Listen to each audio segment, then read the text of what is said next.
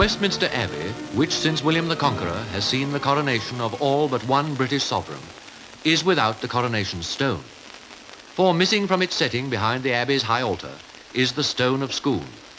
Ever since Edward I brought it from Scotland to England in 1296, the stone has remained in the Abbey, and on Christmas Eve it was still in its place beneath the coronation chair.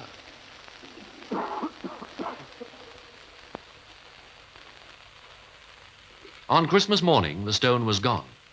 The Dean of Westminster called the disappearance an act of sacrilege and spoke of the stone as a precious relic treasured by millions throughout the British Commonwealth. These initials, JFS, apparently newly scratched on the chair, are thought to stand for Justice for Scotland and support the theory that the stone's disappearance is the work of extreme Scottish nationalists. The trail of damage shows how the stone was dislodged from the chair and the route by which it was hauled out of the Abbey. The trail led round the south transept to Poets' Corner. At Poets' Corner, a padlocked door had been forced open.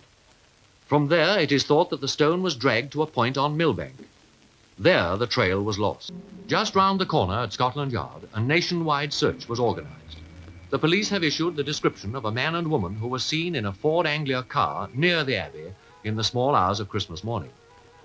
Orders went out for a strict search on roads, ports and airfields. But 4 days of intensive police work brought no definite clue.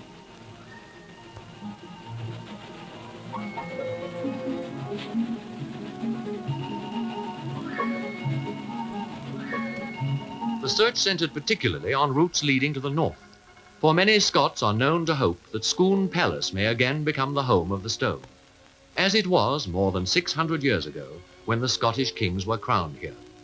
Many Scotsmen feel that the removal of their stone of destiny may be a gesture to stir up Scottish sentiment for home rule. Mr. John McCormick, chairman of the Scottish Covenant movement, dissociates his movement from the disappearance. He advocates Scottish self-government within the United Kingdom.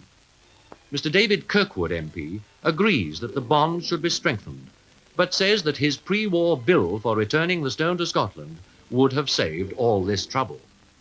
On Friday, the search took a new turn, with the police working on the theory that the stone may have been dumped underwater. An anonymous caller put Scotland Yard onto the Serpentine, and on Friday morning, the lake was dragged for the second time after an unsuccessful attempt during the previous night. The central point in the operation was below the bridge in Kensington Gardens. There, after several hours of work, the police chains caught on 2 large objects. One object turned out to be a jettisoned safe. The other, with measurements roughly equaling the lost stone, could not be recovered without extra hauling gear, and by late Friday afternoon, nobody yet knew just what it was. Meanwhile, the police have been taking precautions to ensure the safety of the Saxon coronation stone, which stands near the Guildhall at Kingston-on-Thames. For a few months ago, the suggestion had been made that the Saxon stone might be secured as a ransom for the stone of Scone.